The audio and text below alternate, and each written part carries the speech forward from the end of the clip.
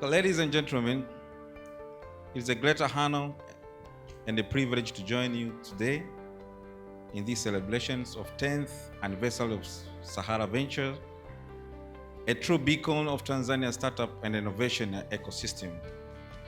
I would like to sincerely say thank you very much, Sahara Ventures, for granting me this opportunity to be part of this remarkable celebration.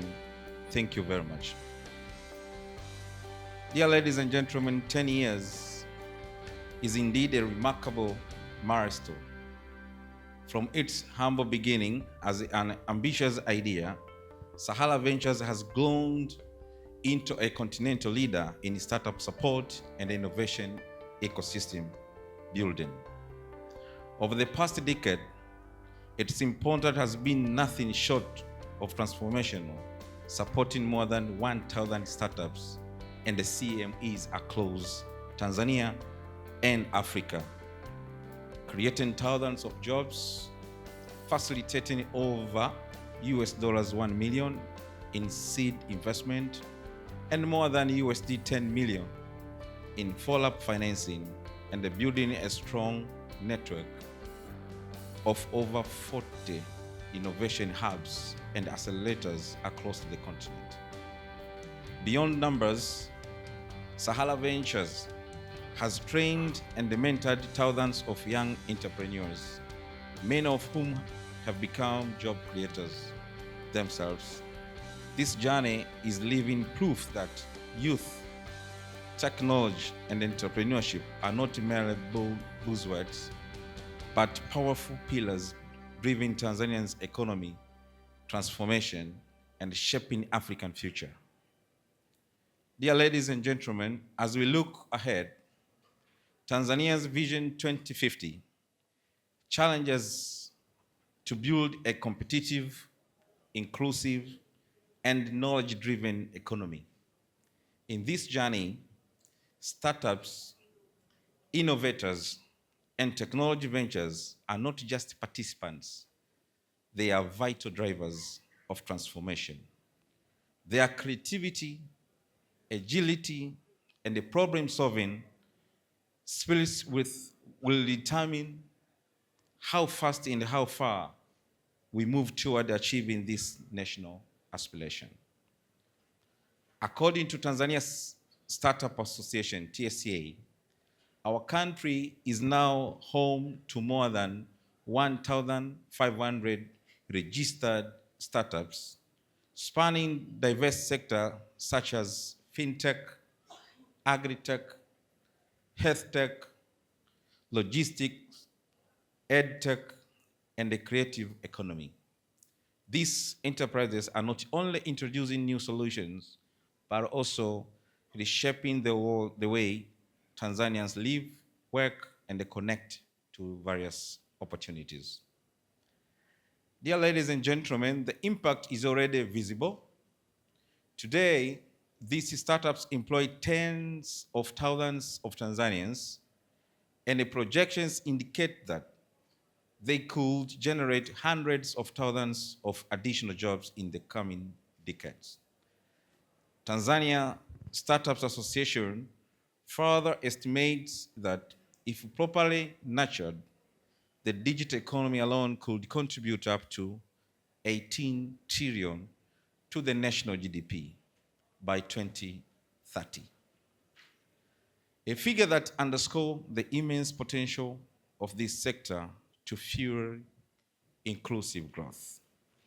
At this point, allow me to sincerely recognize the Board of Management of the Tanzania Startup Association for their tireless advocacy and commitment. Through their leadership, startups across the nation have a stronger voice in shaping national policy, and their impact on society and the economy is increasingly well recognized. So I'm assure the lady from Zambia that the government knows about this thing, and we are working on that, and we are going to recognize about this.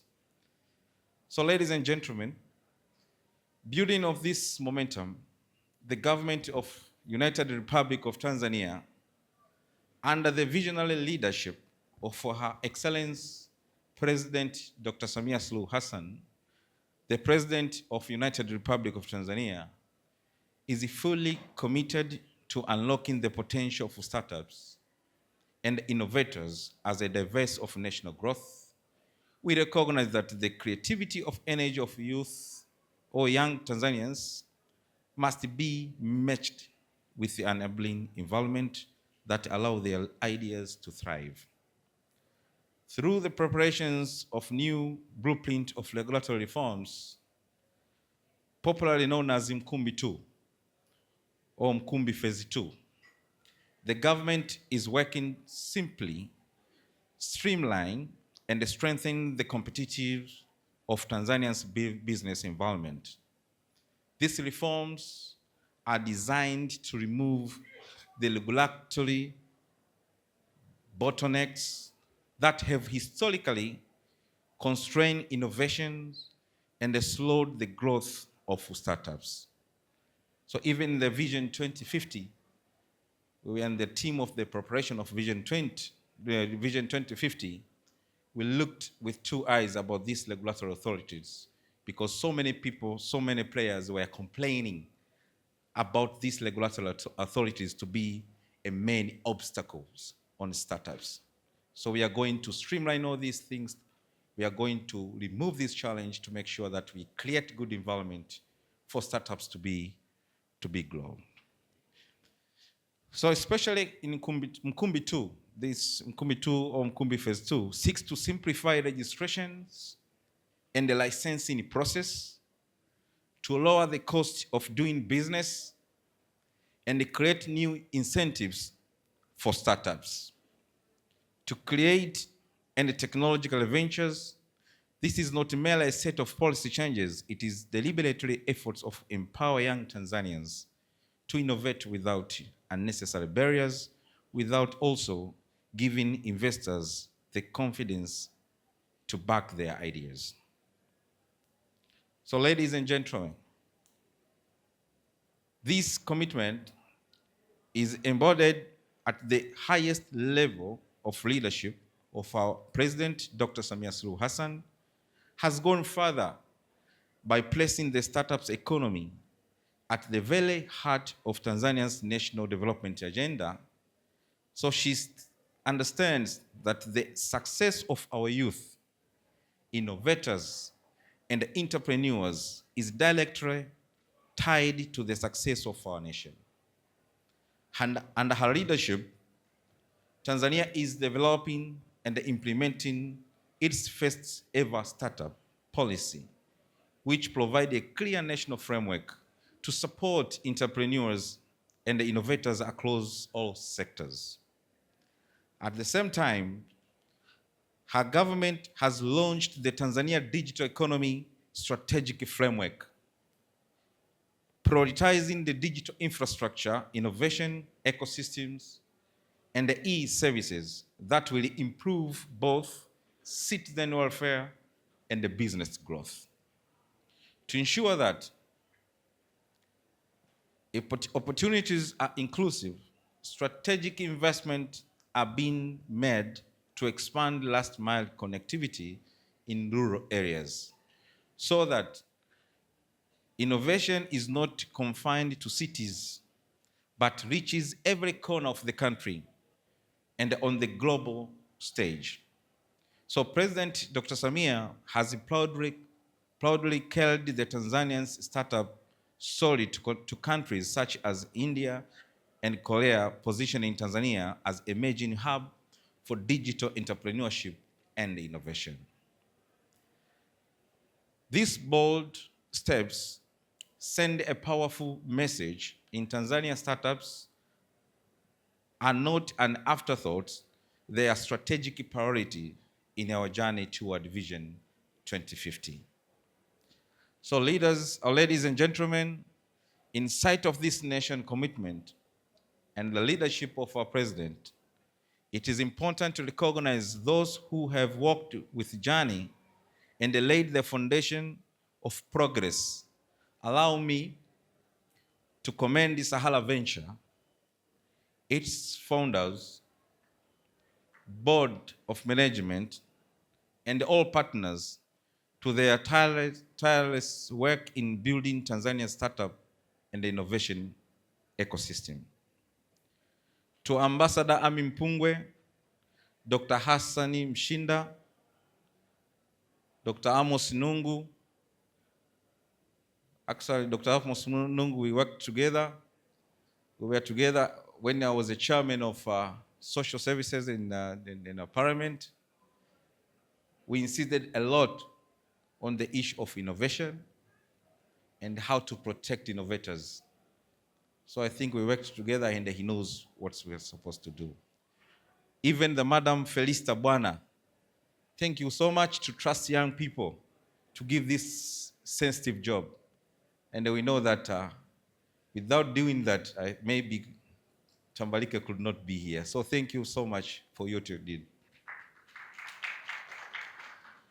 Your patronage and the guidance have been instrumental, all of you, in shaping this transformative journey. So thank you so much. I also extend my sincere appreciation to the private sector, leaders, development partners, and members of media gathered here today.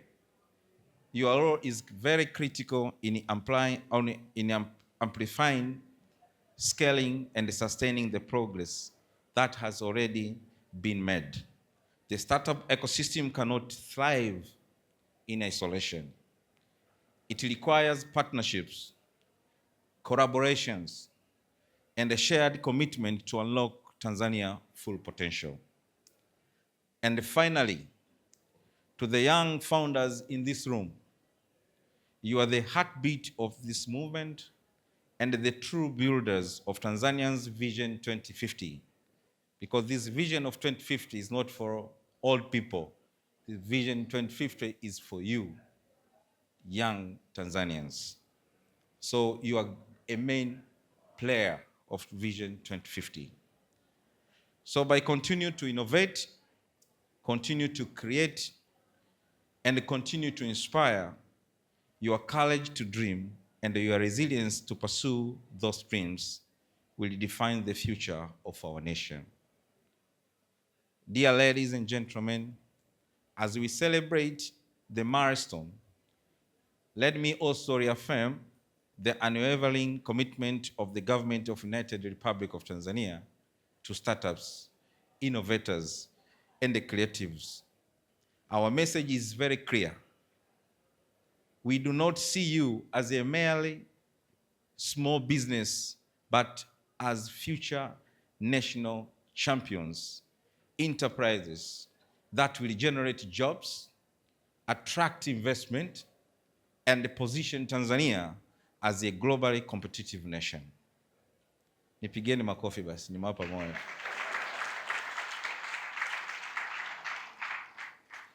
In conclusion, allow me to emphasize on 3 key points. 1, the government remains fully committed to build a startup-friendly environment through bold reforms such as Mkumbi Phase 2 and the forthcoming nation startups policy. 2nd, the 10-year journey of Sahara Ventures demonstrates what is possible when vision, resilience, and a strong partnership come together in pursuit of a common goals. And 3rd, by working hand in hand with the government, private sector, development partners, and above all, young innovators, we can transform Tanzania into a leading hub of innovation and entrepreneurship in Africa. So congratulations once again to Sahara Venture on this remarkable milestone. May the next decade, because you are finished the first decade, now you're going to the second decade. So we wish it to be even more impactful, to be more inspiring and transformative, not only for Sahara Ventures, but for Tanzania's entire startups ecosystem. By saying that, obrigado, gracia, merci beaucoup, thank you very much, asanteni sana kwa kusikiliza. Asanteni sana.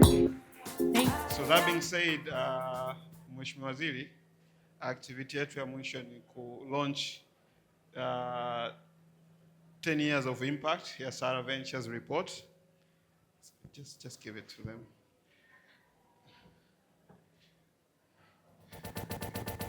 Forgot the protocol that I'm supposed to be taking picture with.